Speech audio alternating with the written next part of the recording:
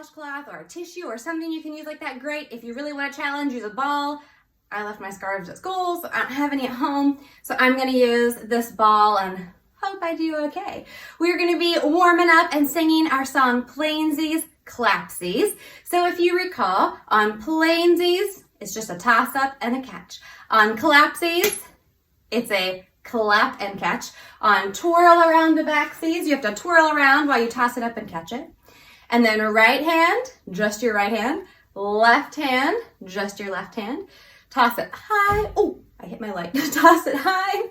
Don't hit your ceiling. Toss it low. Touch your knee, touch your toe, touch your heel, and through you go. Underneath your leg, just like that. Ready? Here we go. Plainsies, clapsies, twirl around to backsies. Right hand, left hand, toss it high, toss it low. Touch your knee, touch your toe, touch your heel, and through you go. Great job reviewing that song with me. Now, I'm going to put some symbols on the screen for you, and you tell me what they mean. What does this fancy looking F stand for? That's right, forte. And forte means what in Italian? Loud. Yes, forte is loud. So let's sing our Plainsies, Clapsies. Forte. Ready, sing. Plainsies, Clapsies. Twirl around to backsies. Right hand, left hand. Toss it high, toss it low. Touch your knee, touch your toe. Touch your heel, and through you go. Great job. I kind of got soft on low because I forgot that we were supposed to be singing forte. All right, hopefully you stayed loud the whole time. What about this symbol? What does this word mean? Allegro, allegro. It's not a dynamic, right? We sang a dynamic, which was loud. This is actually a tempo marking. An allegro means fast. That's right. Are you ready to do it fast? 1, 2, here we go. Plainsies, clapsies, twirl around to backsies. Right hand, left hand, toss it high, toss it low. Touch your knee, touch your toe, touch your heel, and through you go. Could you keep up? Did you lose your ball or your scarf? I know, it's hard to keep track of sometimes, right? Okay, so that was allegro. What about this symbol? What does this tell us to do? That's right, that fancy looking P means piano, which is soft or quiet. Let's sing it soft and quiet. Here we go. Plainsies, clapsies, twirl around to backsies. Right hand, left hand, toss it high, toss it low. Touch your knee, touch your toe, touch your heel, and through you go. Great job singing softly with me. Piano. Okay, what's this last term mean? Largo. What is largo? That's right. It's another tempo marking, not a dynamic. It's not how loud or soft. This one tells us that we should go slowly in Italian. That's right. Let's practice going slowly. Ready, sing. Plainsies, clapsies, twirl around to backsies. Right hand, left hand, toss it high, toss it low. Touch your knee, touch your toe, touch your heel, and through you go.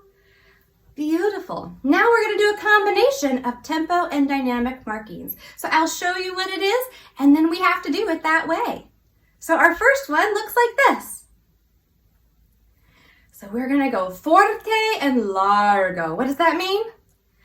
Loud and slow, right? All right, here we go.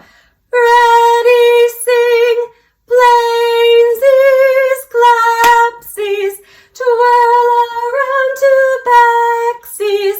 Right hand, left hand, toss it high, toss it low.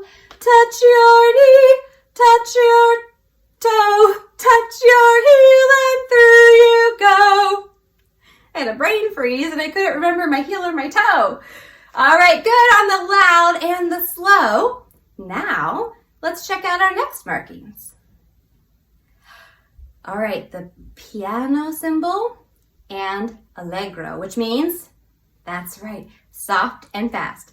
1, 2, ready, go, plainsies, clapsies, twirl around to backsies, right hand, left hand, toss it high, toss it low, touch your knee, touch your toe, touch your heel, and through you go.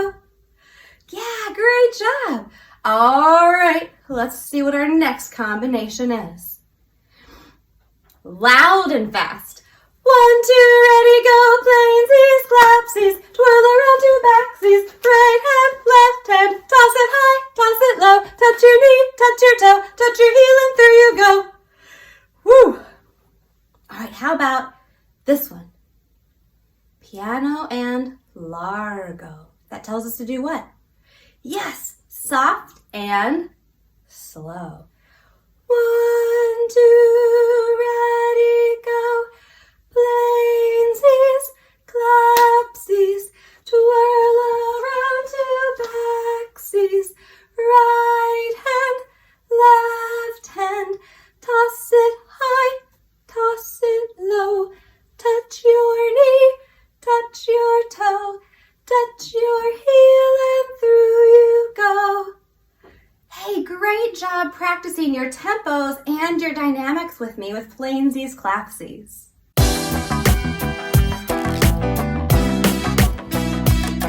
Let's review all of the musical terms that we know so far. What do you call this kind of note? It has two names. It has a rhythm name and its actual music name. Do you know? What's its rhythm name? Yes, ta. We call this a ta. What is its actual music name? Do you know? A quarter note. So we call this a ta or a quarter note. What does that mean? How does that act in music? It makes how many sounds on how many beats? Do you know? Yes, one sound on one beat. So our ta or our quarter note makes one sound on one beat. What do we call these? Yeah, toddy. Very good, toddy. What's its musical name? Do you remember? Eighth notes. So these are toddies or eighth notes. And how many sounds on how many beats? Great job. Two sounds on one beat. Toddies make two sounds on one beat. Okay, this is our newest rhythm that we have learned. What is it called?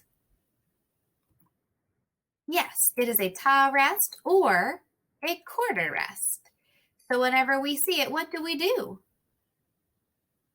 Perfect. We make on one beat, we make 0 sounds, right? No sounds on one beat. That's how much silence it gets, one beat of silence. Okay, now this was kind of new in our composition lesson. Do you remember what we call this symbol? It's called a time signature. Everybody say it. Say time signature. Good. Do you remember what it tells us? That top number tells us we can have 2 beats in every measure. Do you remember what our measures are divided up by? What are those called? Bar lines. That's right. Those are called bar lines. Okay. Do you remember what dynamics are? Dynamics are how loud or soft music is. So we're going to review the dynamics we've been practicing. Remember, our dynamics are usually in Italian, and so we have to see if we can remember those Italian words. What does this stand for? Which dynamic? Forte. Say forte. Very good. And forte is Italian for what? Loud. That's right. Forte is a dynamic that means loud. And the opposite of forte is, do you remember what this is? Piano. That's right, piano. A dynamic that means soft or quiet. So our 2 dynamics to remember are forte and piano.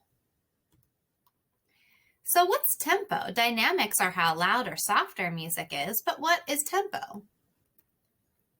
Tempo is how fast or slow our music is. So we have two tempos we've been studying. Do you remember what they are?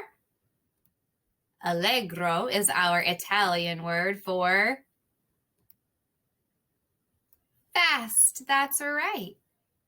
Allegro is our tempo marking that means fast. The opposite of allegro is largo. Say largo. Yes, and largo means to, largo means to play slow and stately, like an elephant would be walking slow and stately. Okay, let's review our solfege hand signs we have learned so far. Do you remember what this stands for? This is so. So is higher than mi. What is this hand sign? Yes, that's mi. And mi is lower than so, right? So be my echo with your hand signs.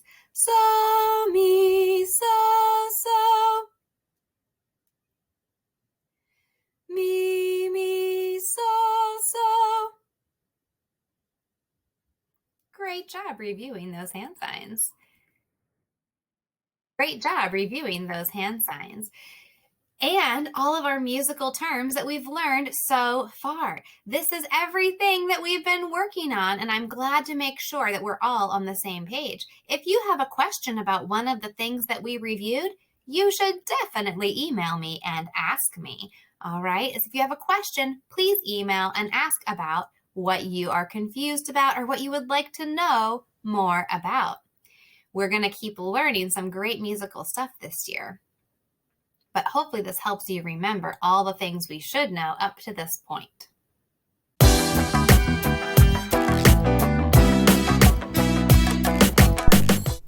All right, so we are looking at the woodwind family today, and these are known as keys. If you remember back, our brass instruments, they had valves. They went inside, they had holes in them, and they allowed the air to pass through other slides so that they could extend the length of the instrument. So with the woodwinds, they're going to have holes in the body. And if you look right here, we have some holes. And then the key goes down and shuts those holes. So that's how they extend the length of their tube, is by closing the keys. So this instrument here is called the flute. And it is the only one that doesn't have a reed, which we will look at here in just a little bit. So we have the mouthpiece here, or the mouth plate, the lip plate, and then we have the keys down the body. So with the flute, it is the only one that doesn't have the reed, and the reed's what vibrates on most of these to make the sound. So if it doesn't have a reed, how does it vibrate? Let's see if I buzz into it. No, it doesn't really produce a sound. A little bit hard to do, too. So, what about if I blow into it? No. If I blow in and wiggle the keys? No. So what is different about this one is that your air is actually split by this lip plate here. So if we are blowing across it and it splits right here, the air splits and it tries to vibrate to come back together, but it can't because the instrument's in the way. And that's what actually is doing the vibrating here. So let's see if we can listen to a song and figure out what it is. Here we go.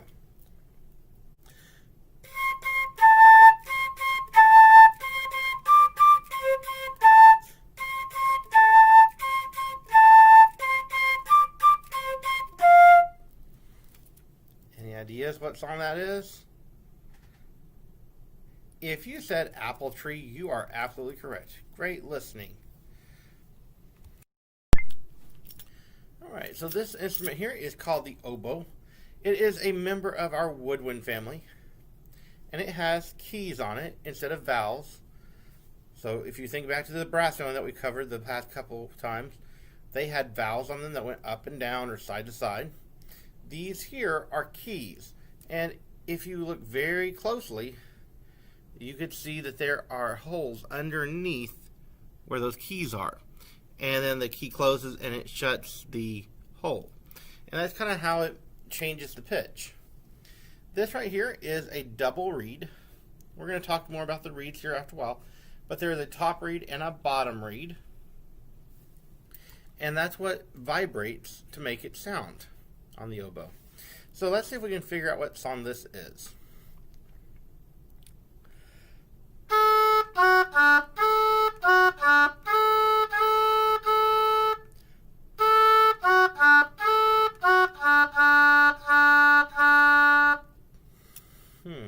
What song was that? If you said it was I See the Moon, you are absolutely correct. Great listening.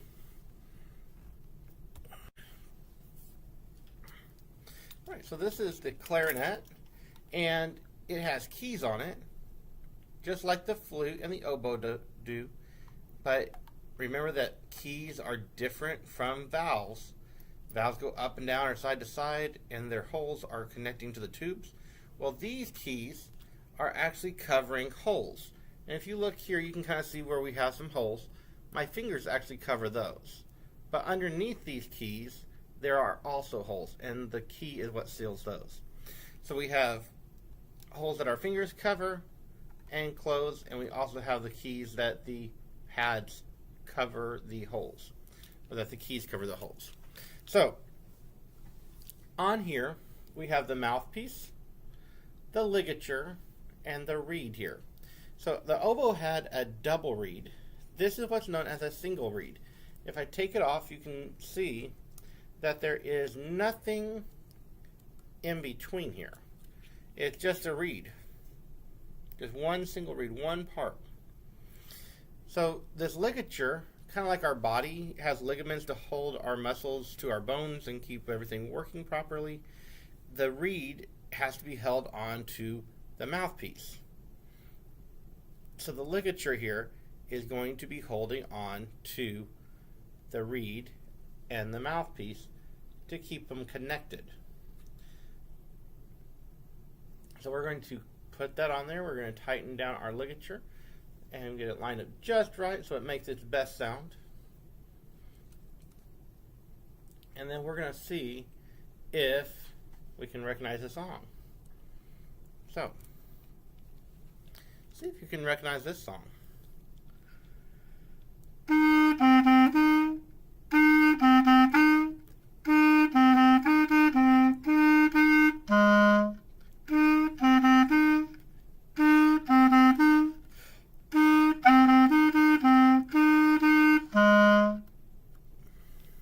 Did you figure out what it is? If you said peas porridge hot, you are correct. Great listening. Alright, boys and girls, so today we have another instrument. It's a member of our woodwind family.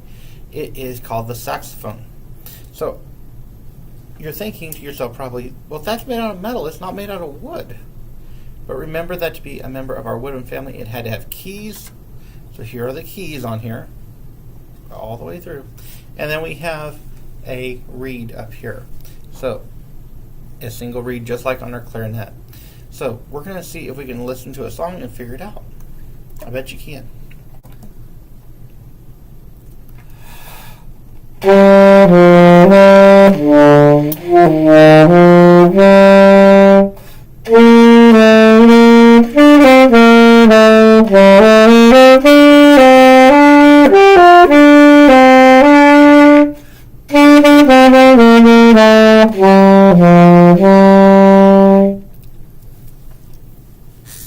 Any ideas what that might be?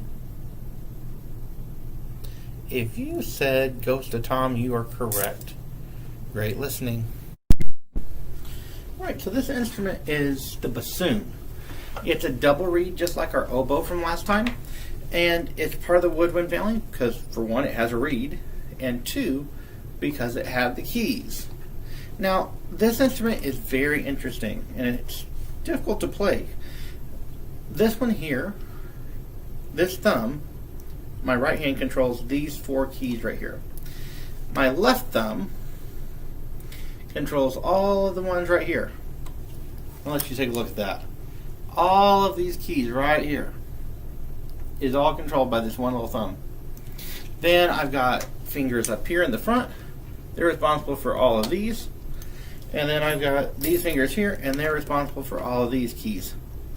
So there are lots of things going on here with our hands. So they aren't really doing much holding of the instrument. They're kind of to balance it so it doesn't fly too far one way or the other, but they're not actually holding it. So the question is how do we hold it then? Well, believe it or not, this instrument here is held by this strap, a seat strap. So it hooks onto the bottom, and then you put it underneath you to sit on. That's why it's called a seat strap.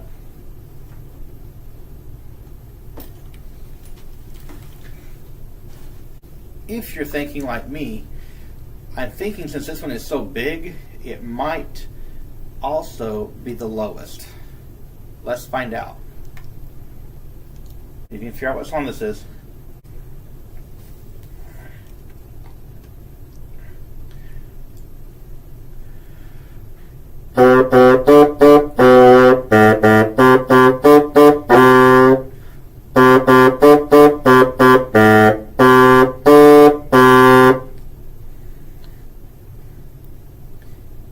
Any ideas? If you said that it was Ickle Ockle, you are correct. Great listening.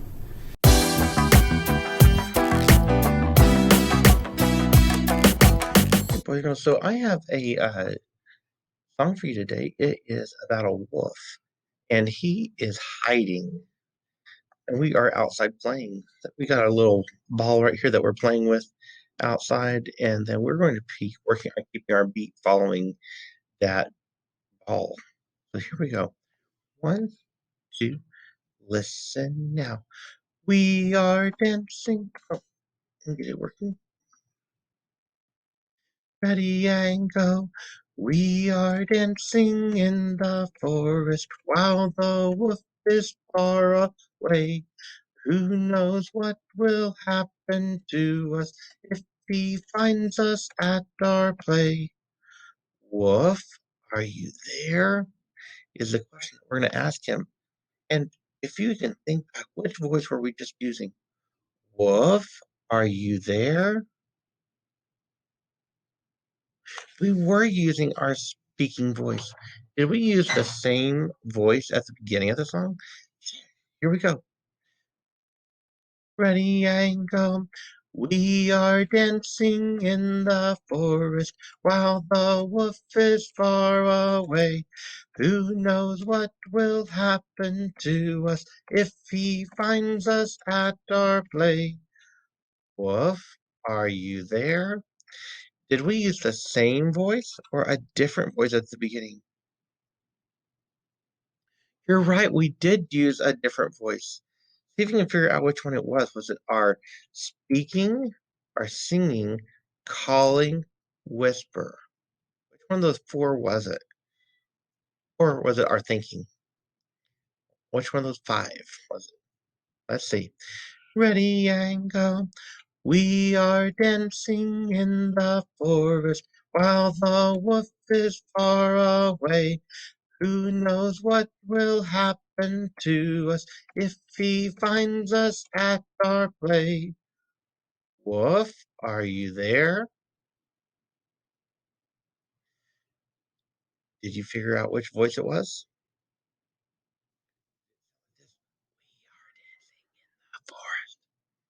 Probably not our whisper voice. Let's see. You go, we are dancing in the forest. Probably not our calling voice, because I didn't do it that way. Hmm. Our thinking voice, they go, no, I don't think we didn't say anything out loud. Can't be that one. They go, we are dancing in the forest. Using our speaking voice? No. So it was, which one? Our singing voice. So can you use your singing voice and help me sing it this time? Ready and go. We are dancing in the forest while the wolf is far away. Who knows what will happen to us if he finds us at our play? Very nice job. Now, this time, can you keep a beat with me on your shoulder as the ball moves, or point to the ball as it moves? Here we go. Ready and go. We ready and go. We are dancing in the forest while the wolf is far away. Who knows what will happen to us if he finds us at our play? Very nice job. This time, can you make sure that you are pointing to those wolves as we do it? Use your finger. Ready and go. We are ready and go. We are dancing in the forest while the wolf is far away. Who knows what will happen to us if he finds us at our play? Very nice job. This time, can you ask that question? Wolf, are you there? Let's see. Remember that we are going to change our voice. Which voice was it? Our speaking voice. So when we ask that question, make sure you're using that speaking voice. Ready and go. We are dancing in the forest while the wolf is far away. Who knows what will happen to us if he finds us at our play? Wolf, are you there? Now, for the game, you don't need any supplies other than a place for someone to hide. It's a voice guessing game. So we don't have very many people here to play right now.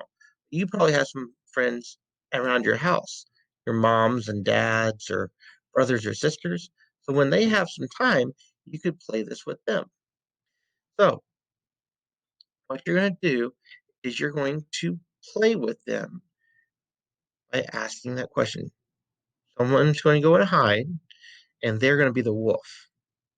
Now, they only get 3 chances. You only get 3 chances to hear them.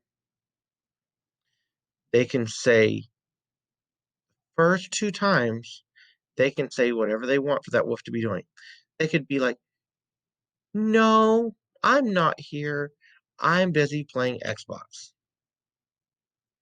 No, I'm not here. I'm busy playing Animal Crossing. No, I'm busy brushing my teeth.